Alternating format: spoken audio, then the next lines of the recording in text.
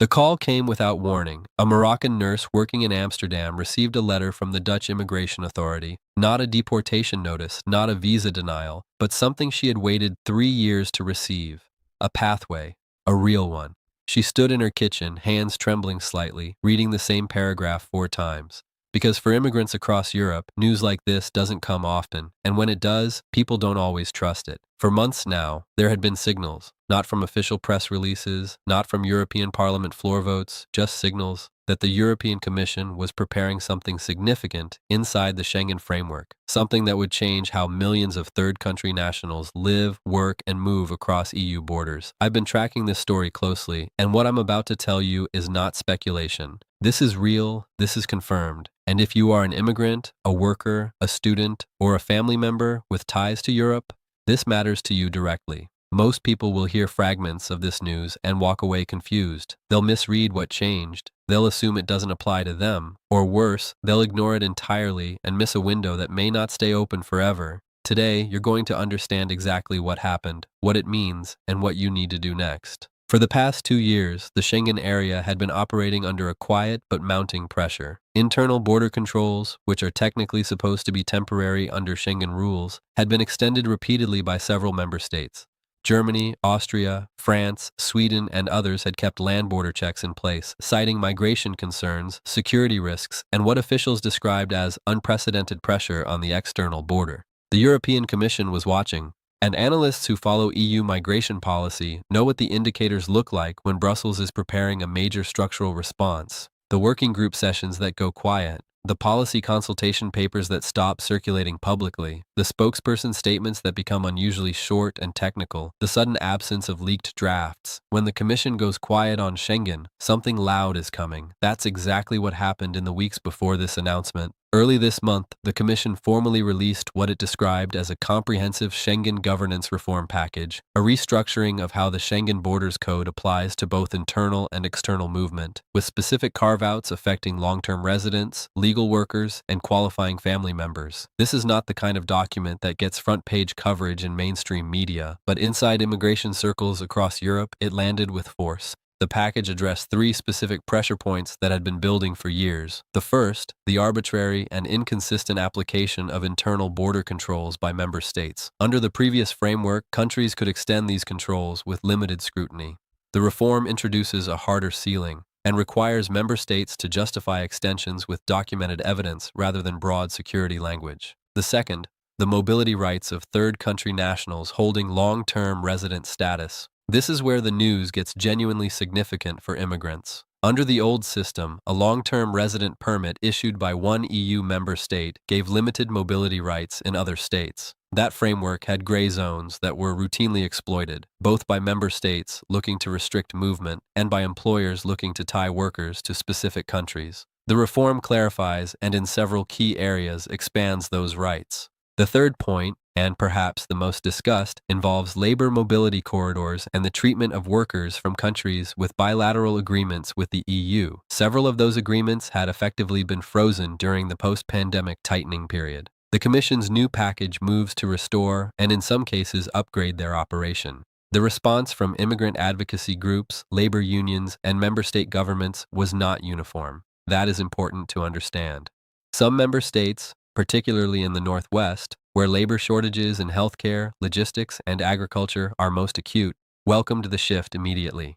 Their governments had been quietly pushing Brussels for exactly this kind of framework relief for over 18 months. Others pushed back. Hungary, Austria, and to a lesser extent Poland expressed reservations. Their concern, stated in formal council responses, was that loosening internal border flexibility would reduce their ability to manage what they described as secondary migration flows, a term that refers, in practice, to asylum seekers and undocumented migrants moving between member states after entry. The Commission's response to that pushback was measured but firm. Officials made clear that the reform is not about asylum or irregular migration. It is specifically targeted at legal residents, documented workers, and those with valid status inside the Schengen system. That distinction matters enormously because critics and supporters alike had been conflating 2 very different populations, and that conflation was being used to slow down progress for people who have done everything right. Let me break down what this actually means in practical terms.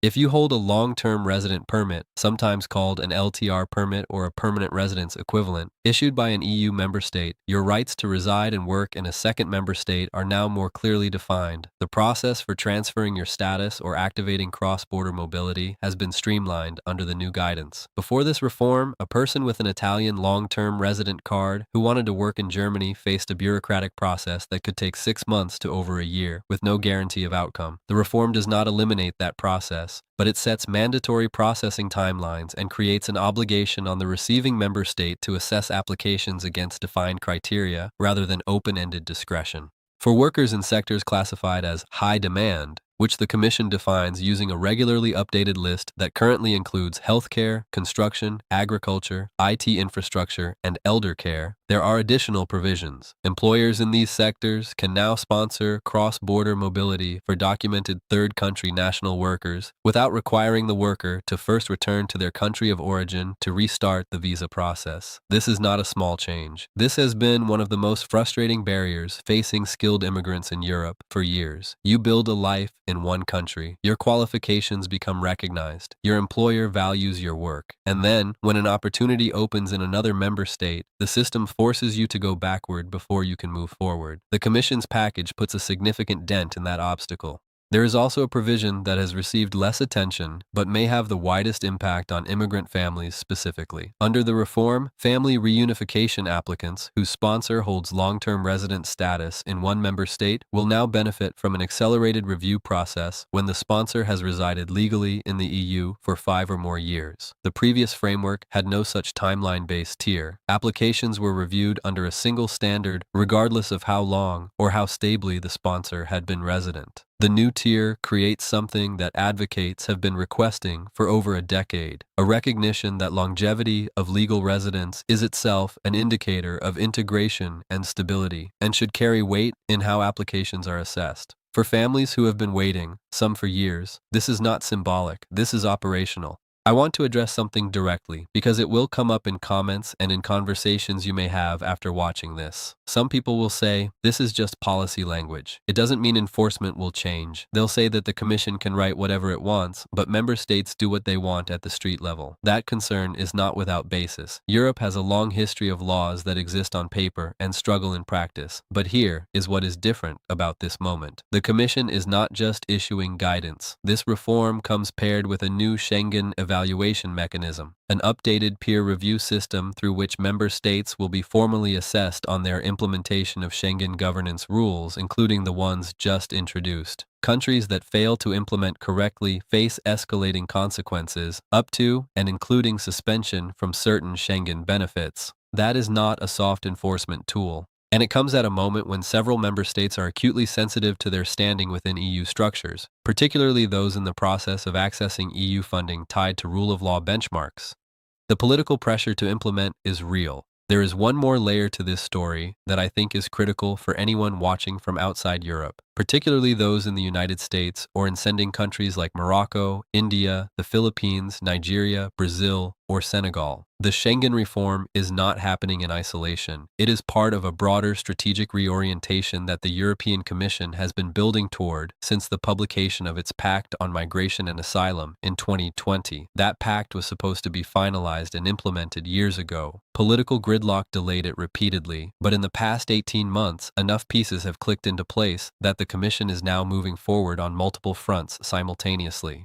The Schengen governance reform is one piece. The EU Talent Pool, a new platform designed to match third-country national workers with EU employers, is another. The updated EU Blue Card regime, which expanded eligibility and lowered salary thresholds in 2023, is a third. These are not disconnected events. They are components of a deliberate strategy to position Europe as a competitive destination for global talent while managing political pressure around irregular migration. Understanding that strategy gives you something most people watching this story don't have: context. And context tells you where the next opportunities are going to appear before they are widely publicized. For workers currently holding valid status in an EU country, the most immediate action item is to review your permit category. Not all permit types qualify equally under the new provisions. Long-term resident permits, issued after 5 years of legal residence in most member states, carry the broadest new rights. If you are approaching that 5-year threshold, now is the time to prepare your application.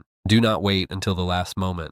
For family members currently in reunification processes, consult with your legal representative or a qualified immigration advisor about whether the new 5-year sponsor tier applies to your case. In some member states, applications already in progress may be eligible for reclassification under the updated framework.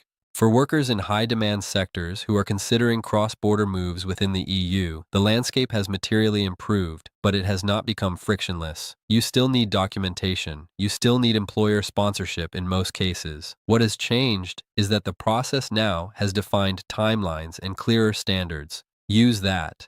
The nurse in Amsterdam I mentioned at the beginning of this video, she called her mother after reading that letter. Her mother had applied for family reunification 2 years ago. The application had been pending. No updates, no timeline. That afternoon, after the commission announcement, she checked the portal again. The status had changed. I'm not telling you that every pending application suddenly resolved. That is not what happened. But I am telling you that policy shifts like this one create real movement in real cases. Not always immediately, not always completely, but measurably. The people who understand what changed are the ones who know how to move when the window opens. As this reform moves into its implementation phase over the coming months, more details will emerge about which member states are moving quickly and which are lagging. Specific national guidance documents will be published. Court cases will test the language of the new provisions. Advocates will push to close the gaps that inevitably remain. I will be tracking all of it. Knowing your rights under a system like this doesn't make you aggressive or demanding. It makes you prepared.